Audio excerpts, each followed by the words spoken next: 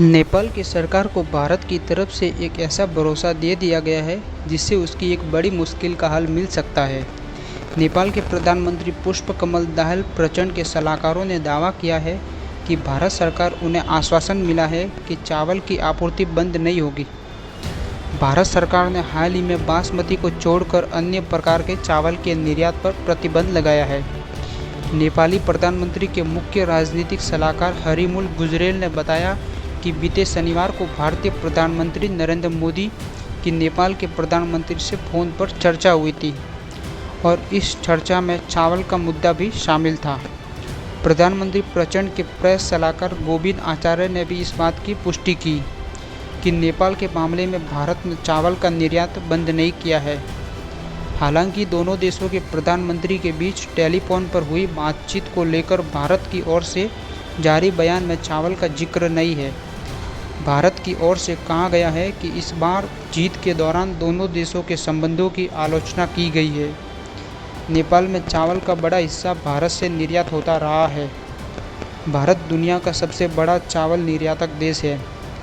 वैश्विक स्तर पर चावल की निर्यात में भारत की हिस्सेदारी पिछले साल 40% थी।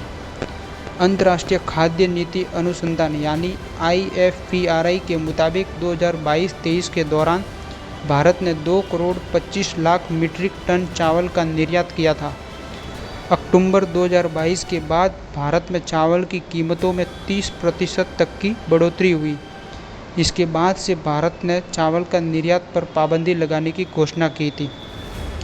यहाँ ये जानना भी दिलचस्प होगा कि दुनिया के 42 देश अपनी आवश्यकता का कम से कम 50% चावल भारत से आयात करते हैं। नेपाल भी उनमें से एक है। नेपाल सरकार ने भारत से चावल की आपूर्ति करते रहने का अनुरोध किया था। इस बारे में आधिकारिक तौर पर पत्र भी भेजा था।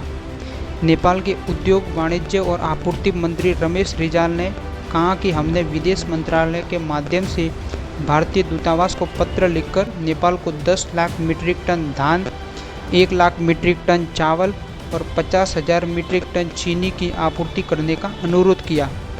रमेश रिजाल ने यह भी बताया कि भारतीय राजदूत से अनौपचारिक बातचीत में उन्हें सकारात्मक जवाब मिला।